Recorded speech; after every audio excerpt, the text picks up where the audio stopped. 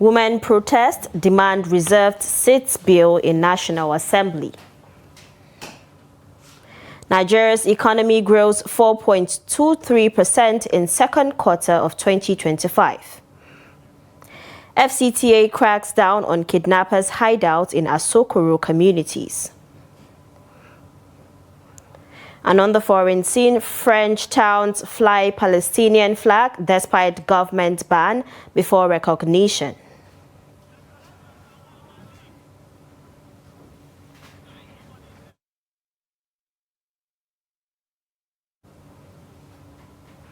We begin the news tonight in the FCT. Hundreds of women protested in the Nigerian capital, Abuja, on Monday to push for a bill that would add women-only seats in the Senate and House of Representatives. Several African countries, from Senegal to Rwanda, have increased the number of women legislators by using quota systems. Nigeria, which has no such system, only counts 4 women senators out of 109 and 16 women in the 360-member House of Representatives, according to the Policy and Legal Advocacy Center, a local NGO.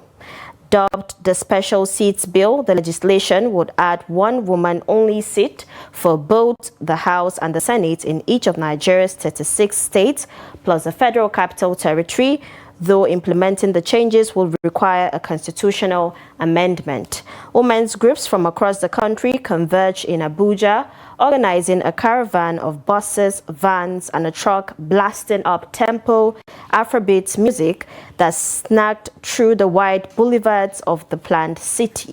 Advocates say that reserved seats would serve as a corrective to financial barriers, entrenched gender roles, and the domination of politics by male power brokers that keep women out of power in Africa's most populous nation.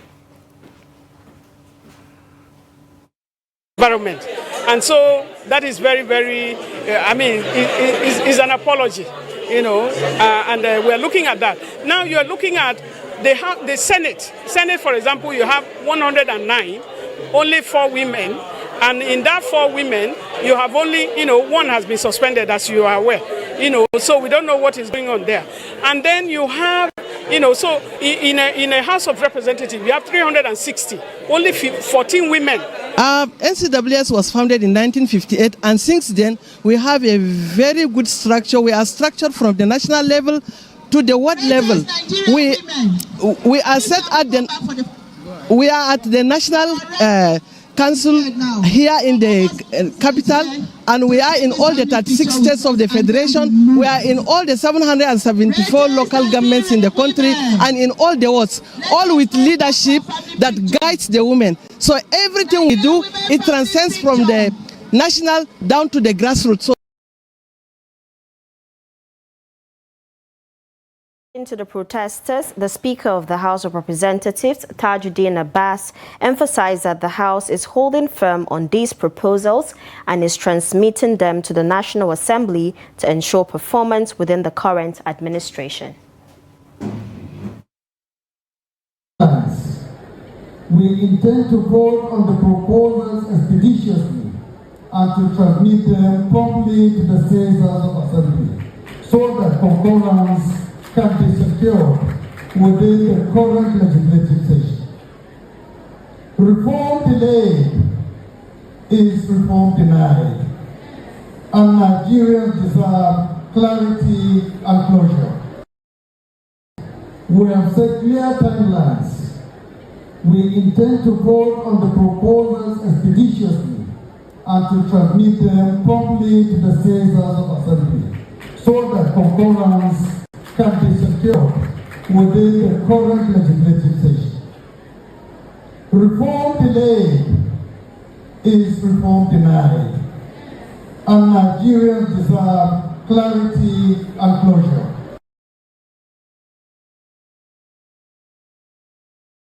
In other news, Nigeria's economy grew by 4.23% in the second quarter of 2025, according to fresh data from the National Bureau of Statistics.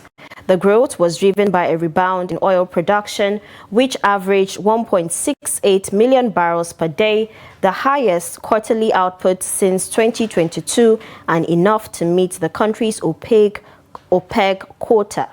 The oil sector grew by 20.46% year-on-year, contributing 4.05% to GDP, up from 3.51% a year earlier. The non-oil sector also expanded by 3.64%, boosted by agriculture, telecoms, real estate, finance, trade, construction, and power. By sector share, industry contributed 17.3%, agriculture 19.9%, and services 56.6% to total output. Overall, nominal GDP rose to 100.7 trillion naira, a year-on-year increase of 19% from 84.8 trillion naira in the second quarter of 2024.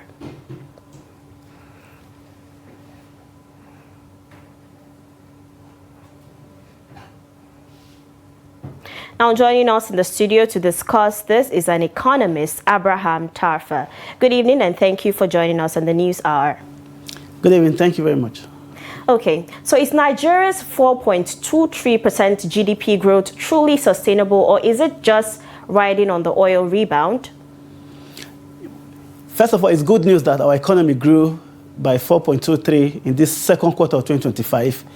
But aside the contribution of oil to the growth, non-oil sector also contributed. So I know the way the news was reported, it seemed as if oil sector had the largest growth.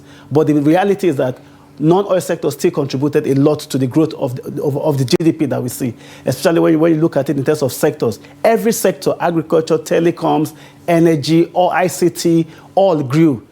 The only one that did not grow when you compare Q2 of 2025 to Q2 of 2024 is trade. And even at trade, we'll see that generally, aside trade, services, financial sector, and insurance, all sectors grew, including the oil sector. So rather than putting the credit on just oil sector and our ability to meet OPEC's quota, let us remember that the growth was fueled by both non-oil and oil contribution to the GDP. It's important that the non-oil sector, we're able to meet OPEC quota, but the point I'm trying to make is that beyond oil, the growth was also, you can see that the growth was explained by non-oil contribution to the GDP as well. Mm-hmm. So with services now making up over half of the GDP, is Nigeria becoming too reliant on this sector? The reality is that our economy is diversifying. Remember, part of the statistical calculation that helped the growth to be visible was the rebasing of our GDP that moved our base year from 2010 to 2019 to 2019. So what we see is that the growth, like I said earlier, that is explained by oil and non-oil sector is being driven by all sectors of the economies. So Nigerian economy is becoming more diversified, and each sector is beginning to have very impactful impact, if I can use that language, on the growth of the economy. So services is growing. However, it's still important that we have to understand that what fuel services is access to PMS, to diesel, the cost of transportation, the ability of people in hospitality business to go to work, the essential services to meet transportation costs. So this addressing all these costs that make people in the service sector, including people in journalism, hospitality, name it, is transportation costs, energy costs that fuels the ability to deliver. So you don't have a situation whereby optimal service sector delivery that's supposed to operate 24 hours begins to rationalize between rationalized in terms of being live and not being live because of the cost of diesel or PMS or transportation of its staff to get to work and to be on the ground for 24 hours. Mm-hmm. So the economy grew by 19% in value. Is that real progress or just inflation in disguise?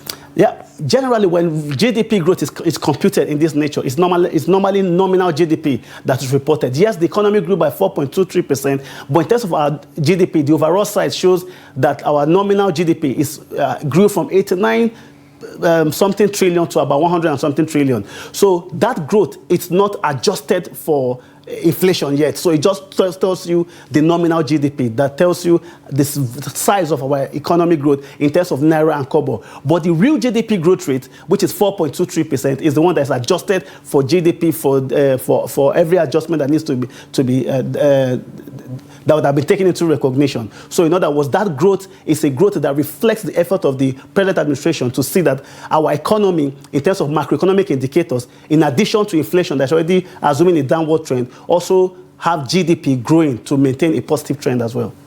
So finally, what's the smartest way to cut oil dependence without stalling growth? Diversify. Adjust the cost of input costs that makes other services, that makes the positive growth we see in real GDP and the decline in inflation not being able to translate to poverty reduction. So address the cost of transportation, cost of access to energy, cost of access to electricity, cost of access to basic services like water and sanitation. I must inform you that even though the water and sanitation sector grew from 0.42% in 2024 Q2 to 0.44% in 2025 Q2, overall growing by 10%, we still have a situation whereby both the federal government and state government have one of the least allocation to water, sanitation, and hygiene. And this kind of allocation is important to addressing challenges like health and cholera and poor access to sanitation that worsens health outcomes and then lead to out-of-school children and then just compound our poverty situation. So growth is good, inflation trend is also declining, but we must accompany these policies or these macroeconomic good indicators by social safety net programs or pro-poor programs so that increase in growth and reduction in inflation will translate to poverty reduction. Thank you so much, Abraham Tafa, for joining us tonight. Thank you very much. And now in Bauchi, residents of the state have expressed concerns over the huge foreign loans being collected by the federal government for projects and other economic activities, despite the removal of fuel subsidy and the existence of an annual budget. They made the remarks against the backdrop of the economic hardship currently facing Nigerians. Trust TV's Adamu Imam completes the report. Some Bauchi residents criticized the present administration for contracting foreign loans to fund capital projects, especially in the Northeast, which they say have little direct impact on ordinary citizens. They argue that the growing debt burden is becoming unsustainable for the country. The records of debt of Nigeria above 121 trillion naira. Above 121 trillion naira. If they say that they're doing it for projects, where are the projects? Here in Bauchi, I did not see any project of the federal government. No any project. Our road from Bauchi to Angaleri is a debt draft. No road, no light, no nothing. Where is the infrastructure in the Northeast? In the entire Northeast, where is the infrastructure? We are set to be producing about 1.4 million barrels a day of crude oil. And experts say only about 450,000 barrels of this amount is for the federal government. The remaining ones are for private entities. And even out of the 450 million barrels, only 200 plus is for the federal government. The remaining one is being given out as repayment for loans. Collecting money without seeing any changes, and we keep collecting money. So as an entrepreneur, when I collect money, I use the money into my business. There is a lot of reasons and clarity that I can see whether if the money I'm collecting is making impact in my business or is not making. But since during Buhari, we had Nigeria collected a lot of money, and yet we haven't seen anything. However, Dr. Yahaya Yakubu, an economist at the Saad Zungur University, Bauchi, noted that borrowing itself is not entirely negative.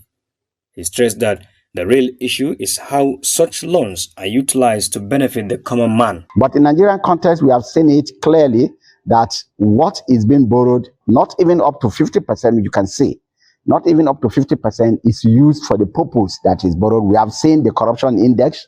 We have seen the level of corruption in governance.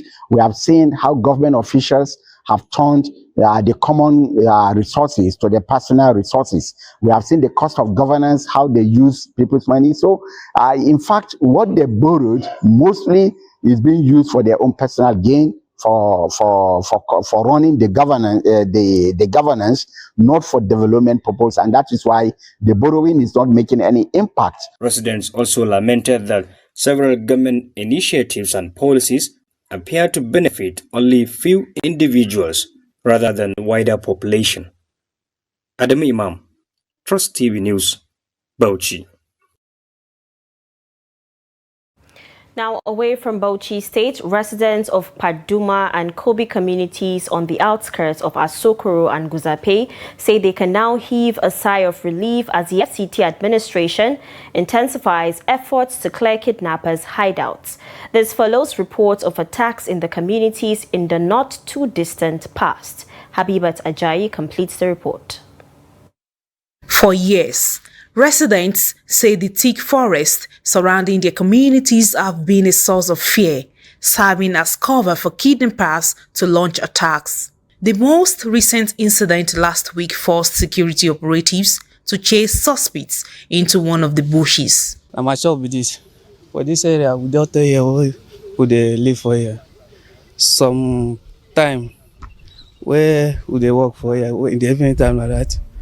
Some people get some time where we say they call attack one man for here, they kill him. One size man like that, they kill him. This year again, they carry 2 people for here, they kidnap 2 people. Later, they call vigilance, they call the guard for here. They call the commander for here. Last 2 weeks. We are calling for a government to see how they can at least clear this bush and give us security. Even us that are working here, we cannot work because we always think maybe something will happen. Our business cannot flow here like before because everybody is at prey to follow this place. This bush that you are seeing at my back, truly that is where the attack is always coming from. And even when they attack from the road, that is where they pick people and run into these bushes. And there's no way you can penetrate to see what is really happening, especially in the night. So even when it happens, the security people that were in the road, that was where the attack came from this bush.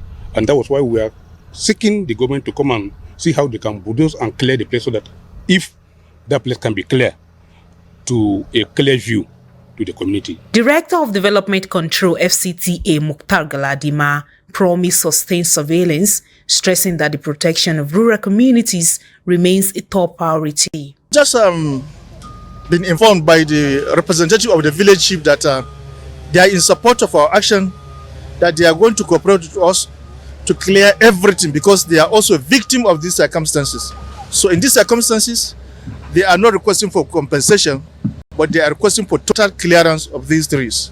The FCTA has seen cleared forests and announced plans to deploy drones and police observation posts to restore confidence among residents. Yes, that attempted kidnapping situation happened on the 15th of September this year around 9 p.m. And immediately the Commissioner of Police FCT got the information.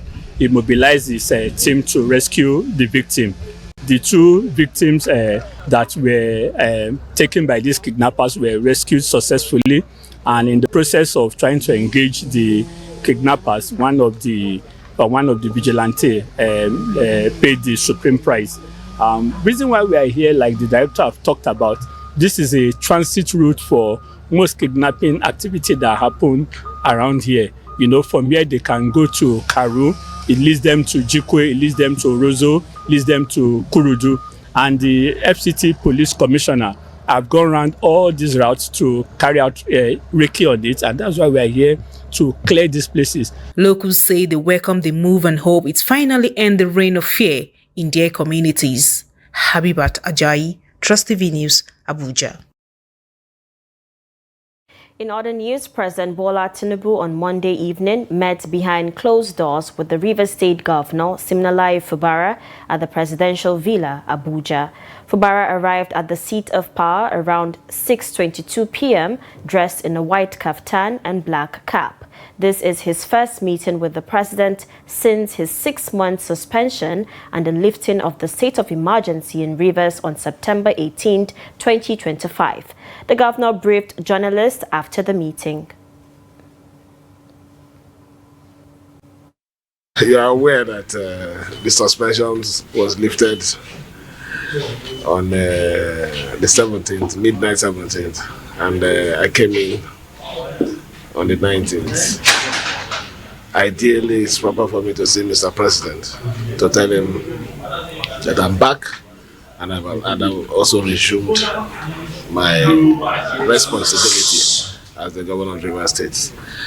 It's not much, it's father-son discussion, telling him thank you and the areas where, if at all, there should be any issue, for him to guide me properly so we don't be in any situation that will bring crisis again. That's all. He advised me on what to do and how to go in the right. So long as I'm concerned, we have made peace. My Fubara and his principal are working together. Thank you.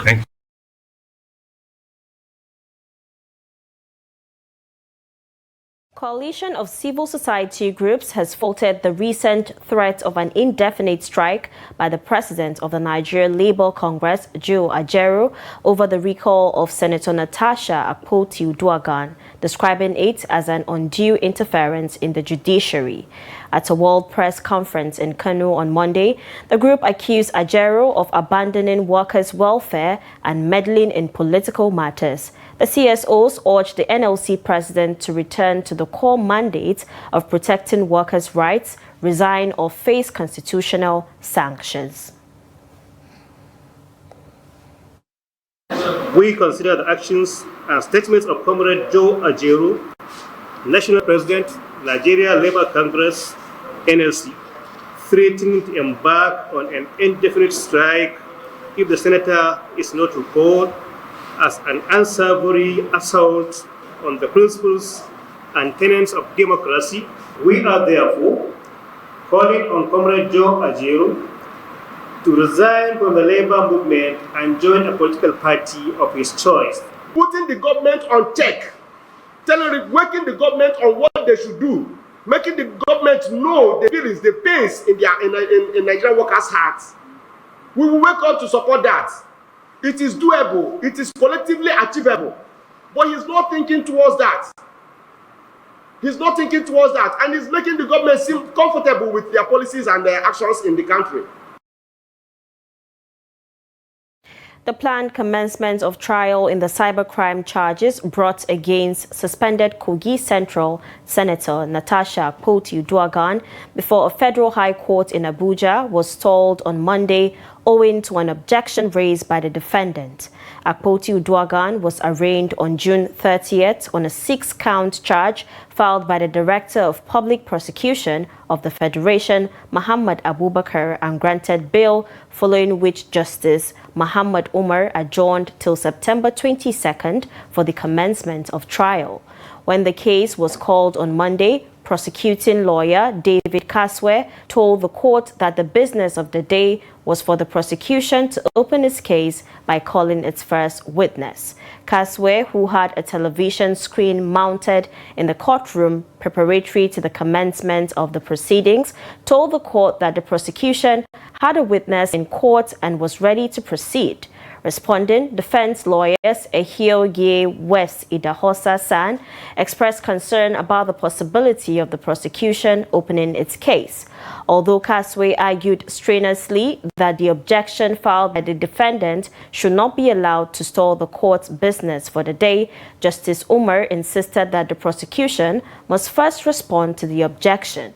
The judge said he intends to first determine the objection raised by the defense before taking any further steps in the case. He subsequently fixed October 20th for the hearing of the objection. A federal high court in Abuja has slated Friday, the 26th of September 2025 for the determination of the application filed by Nnamdi Kanu, leader of the proscribed indigenous people of Biafra, IPOB, on the no-case submission in his case with the federal government. The ruling was previously scheduled for October 10th. One of Kanu's lawyers, Aloy Ejimako, made this known in a post on his X handle on Monday. The IPOB leader is currently facing trial for terrorism due to his push for the actualization of Biafra.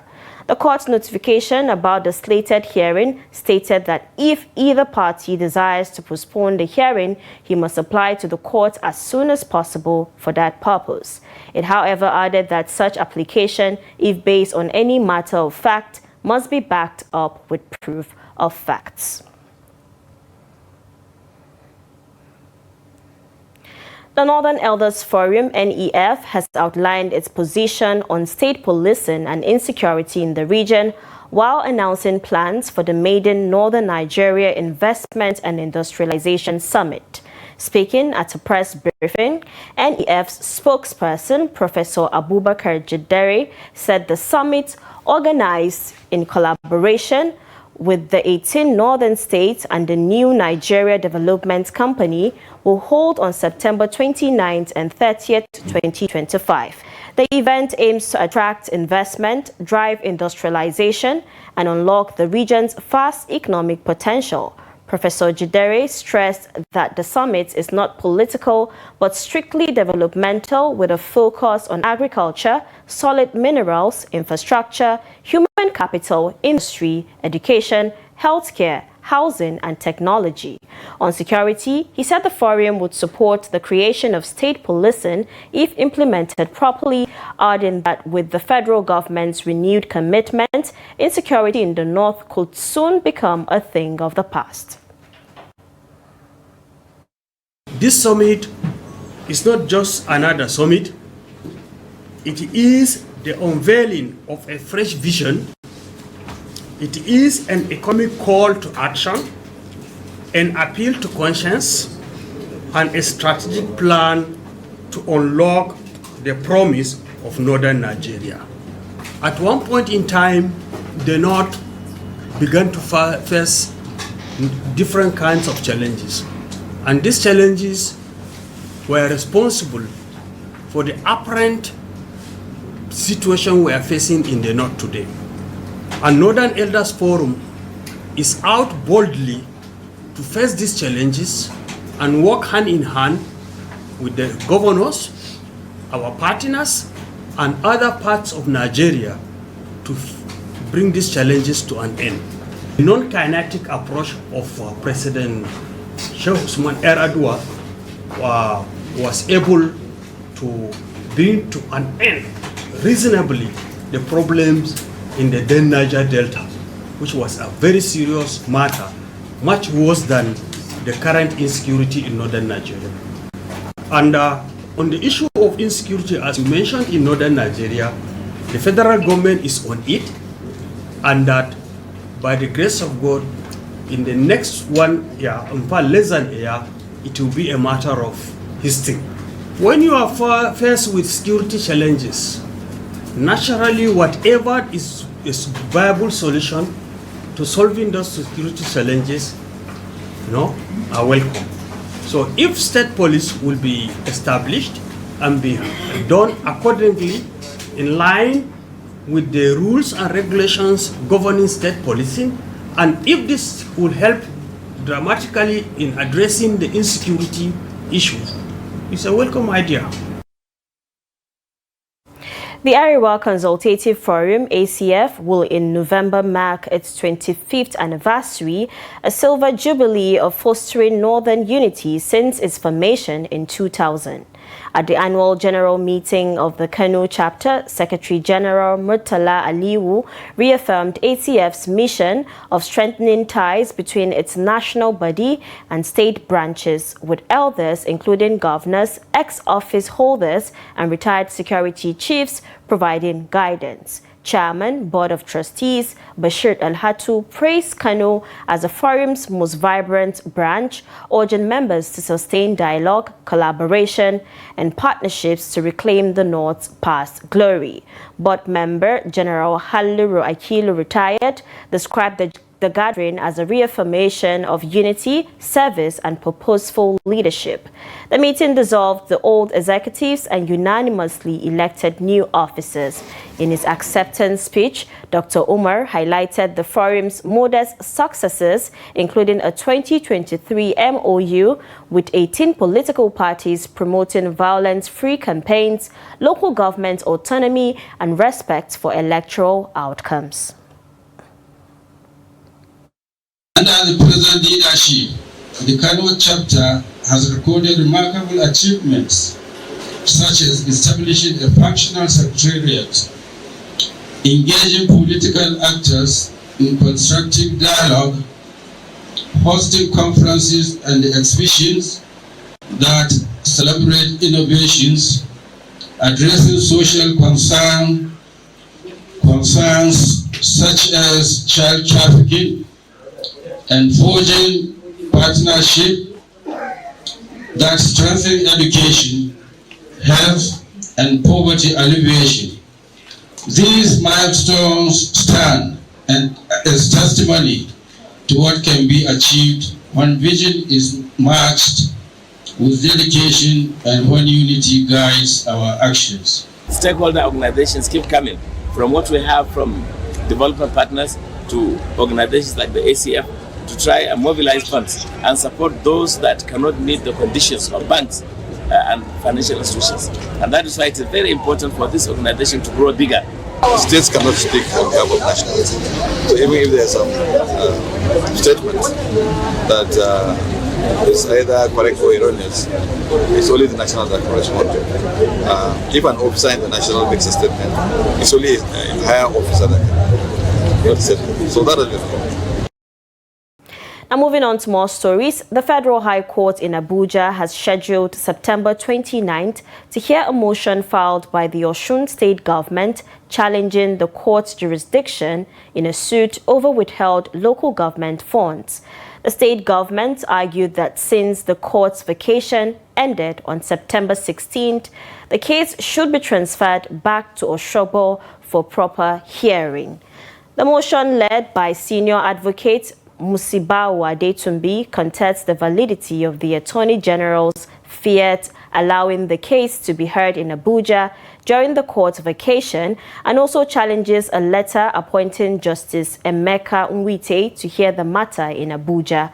However, counsel for the Central Bank of Nigeria and the Accountant General of the Federation, both defendants in the suit, opposed the motion, accusing the state government of seeking to delay justice. After hearing argument, Justice Nwite fixed September 29th to determine the jurisdictional issues before proceeding with the case.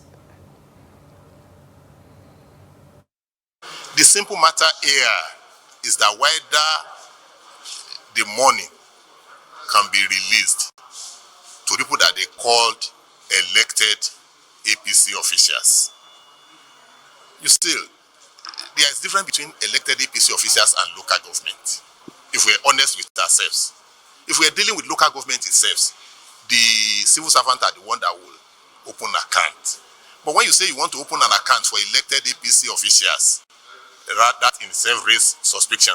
I'm happy the court has risen to the occasion by allowing us to take all applications relating to jurisdiction of this court.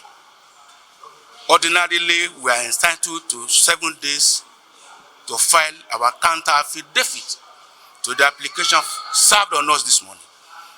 But we applied to the court to abridgment of time, and that was granted. We have 1 day instead of 7 days to respond. Let any judge hear this matter. We don't have any opposition to it. All we are saying is that the matter should be expeditiously heard, so that the judiciary can determine who is entitled to this fund. Is he the elected local government chairman and secretaries under the auspices of the APC, or their own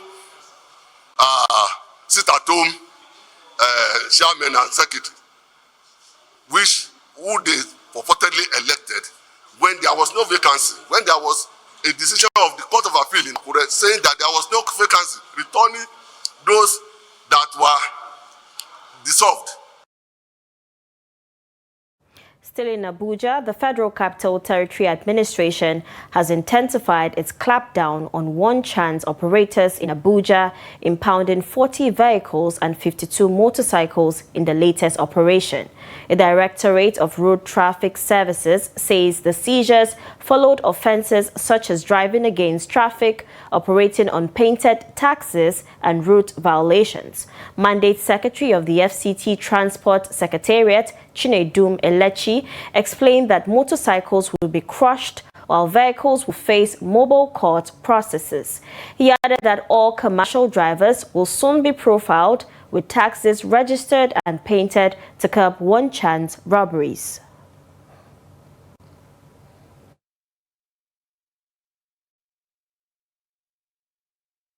We have some for driving against the traffic, and the major one is the unpainted commercial vehicles. You can see that a lot of vehicles around there are not painted, and those are the ones that are being used mostly for one chance, and that is why you see then here we have 40 and we have 52 commercial motorcycles, mainly for route violations, and these ones all are also mostly used for criminal activities. You can see for bag snatching and all manner of activities in the town.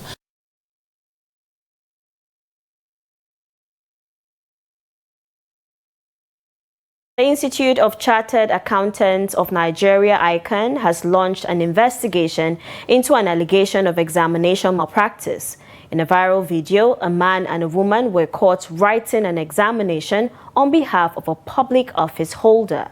ICAN's registrar, Lanre Olasukanmi, in a statement, condemned the act, emphasizing that the institute has zero tolerance for examination malpractice. The registrar also noted that sanctions will be enforced in accordance with the institute's regulations. He urged members of the public to refrain from drawing speculations on the matter. So who now works at Ministry of Finance?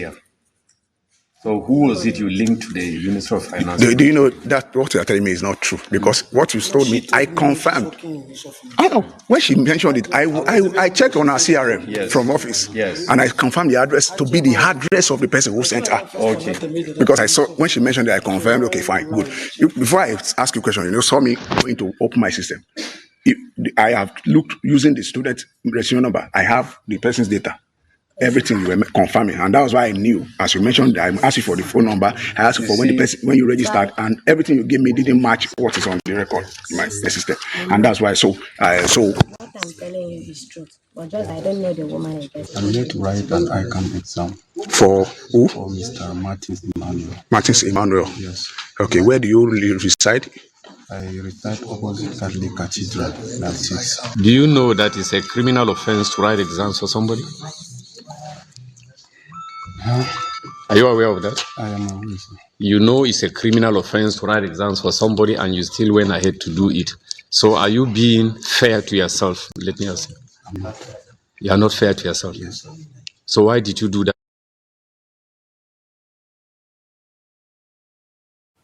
In Abuja, Nigeria's capital, a new subculture is taking shape. Away from the traditional office work and traffic jams, weekends now have a different kind of energy, cars, bikes, speed, and the raw passion of a growing community.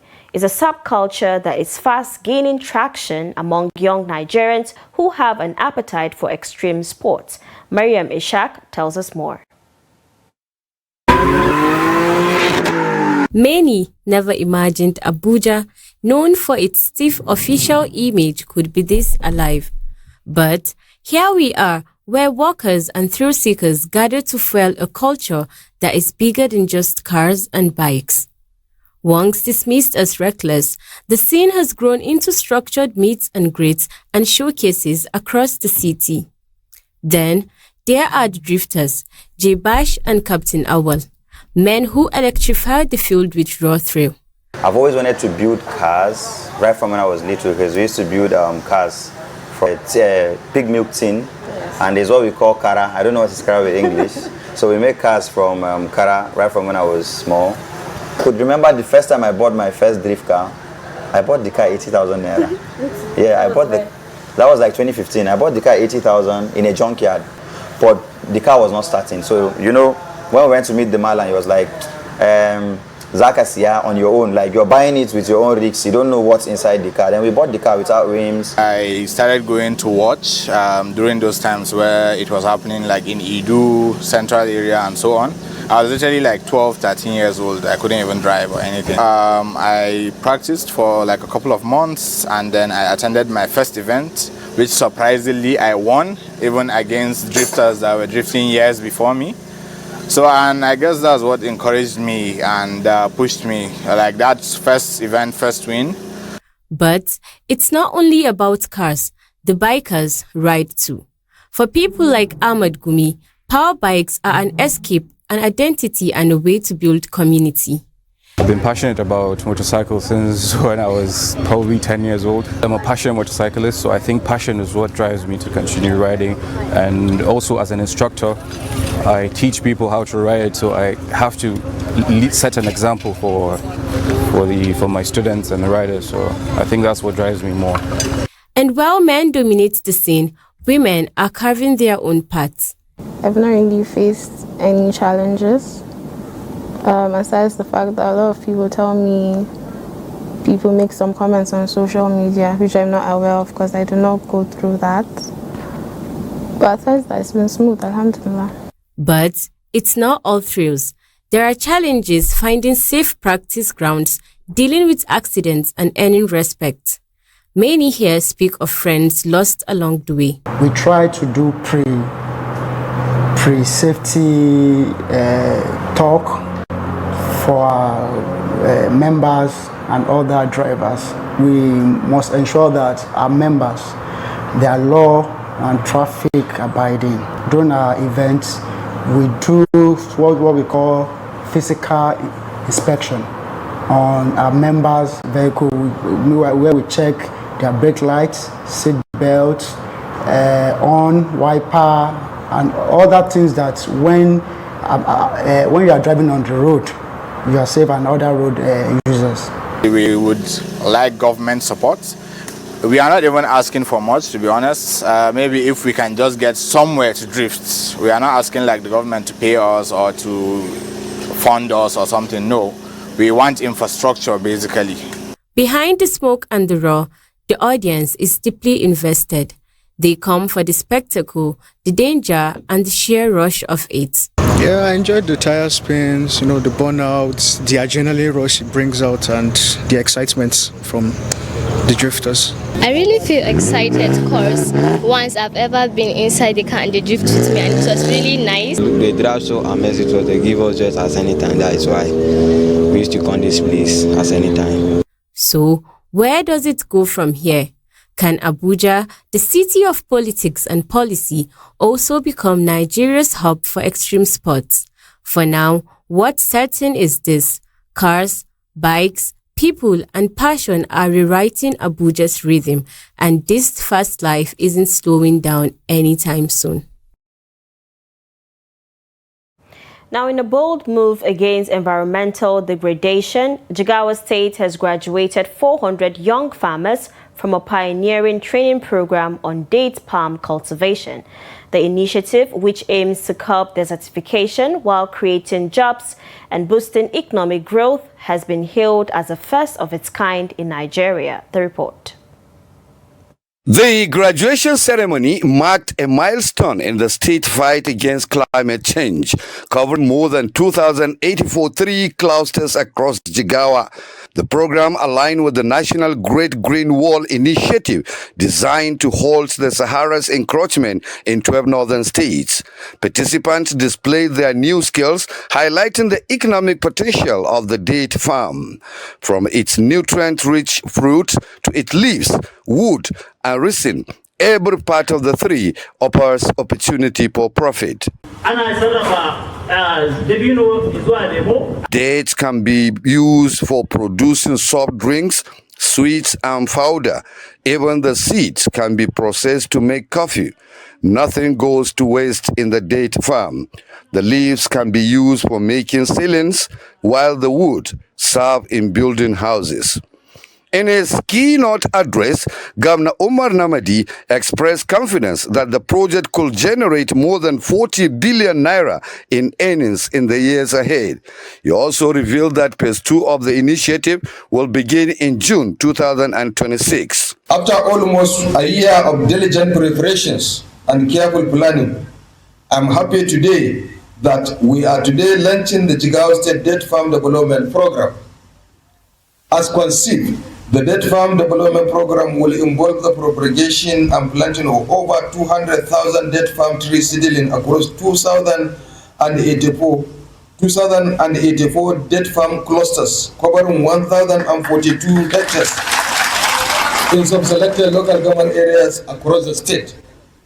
Matasan na farko an rage musu raɗaɗin zama ba su da aiki. These youths are now gainfully employed and have something meaningful to do. Jigawa is well known for date farming, and by God's grace, they will deliver and make the state proud. Agriculture expert notes that the date farm, which can live for 70 to 100 years, is not just a source of income, but a lasting symbol of resilience and prosperity that could reshape Jigawa's landscape for decades to come. And now in business, the Transmission Company of Nigeria says bulk electricity supply will soon be restored to parts of Kaduna State after days of blackout. The outage, which mostly affected southern Kaduna, was initially blamed on heavy rainfall and thunderstorms that led to the collapse of a transmission tower in Rigasa. In an update, TCN explained that the incident was worsened by vandalism, but added that engineers have already dismantled and replaced damaged parts. The company says re-erection of the tower is almost complete, with final line tensioning to follow, assuring residents the power supply will be restored in the shortest possible time.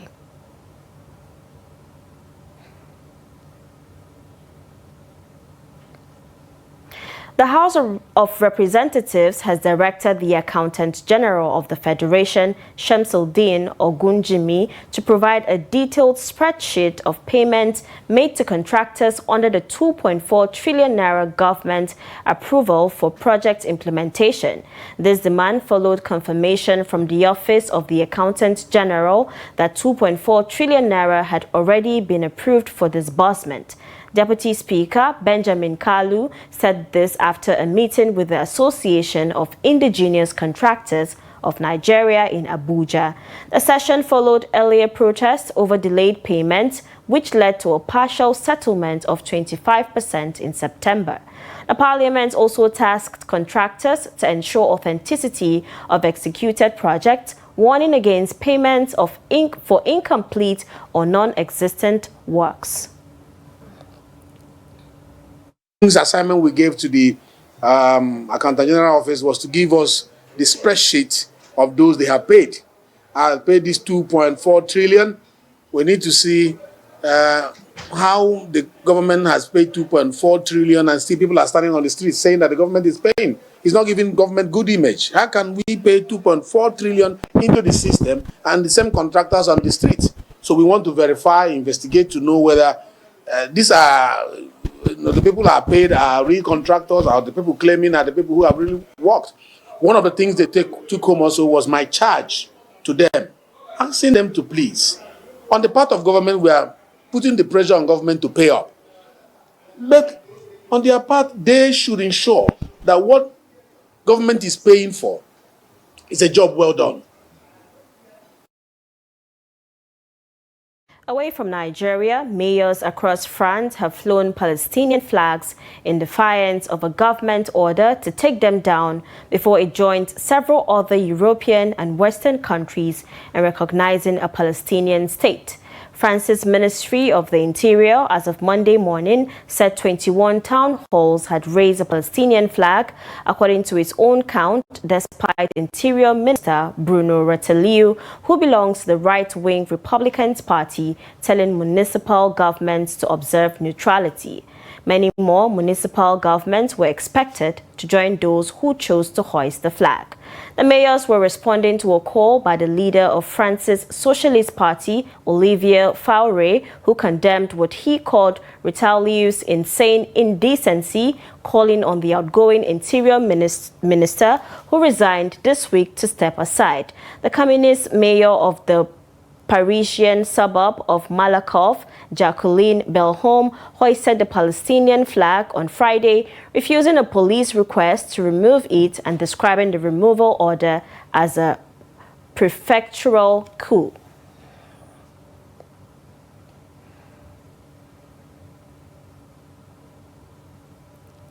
The death toll from the explosion of a gas truck in Mexico City has climbed to 29, with the addition of 4 more victims, the mayor's office said Sunday.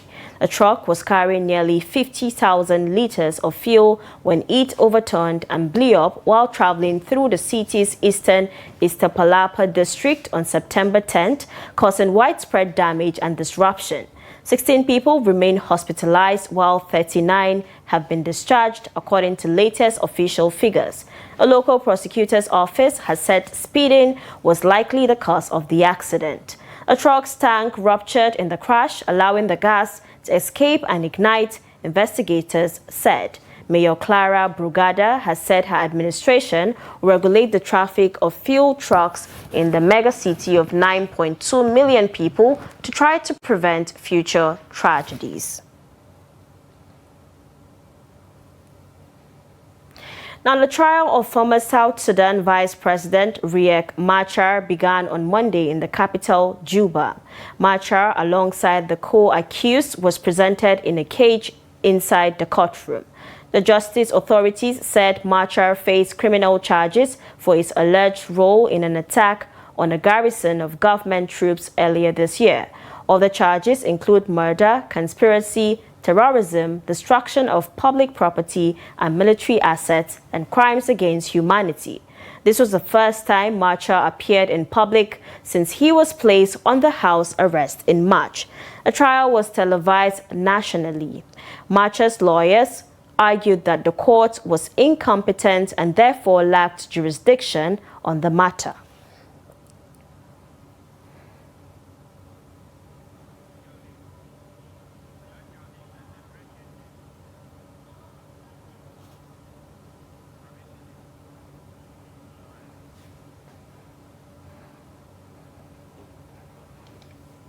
Now, reports reaching our studios, French footballer and PSG player Ousmane Dembele has won the 2025 Ballon d'Or. Now, it's time to join Kabir Lowell for more sports updates.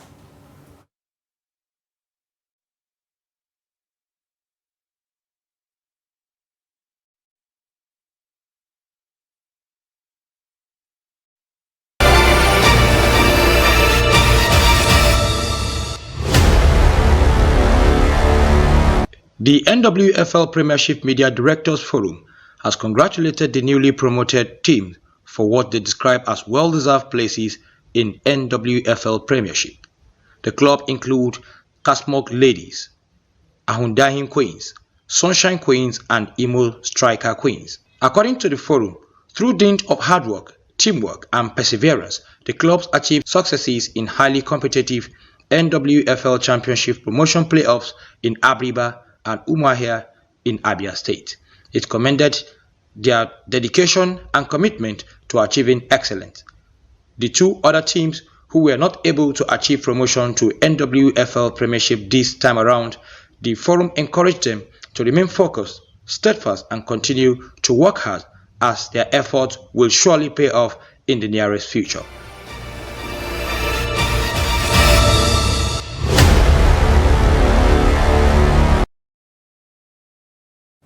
And that's a wrap on News Hour. Do not forget to follow us across all social media platforms for more programs, news and documentaries. My name is Dorcas Yakubuzala. Thank you for watching.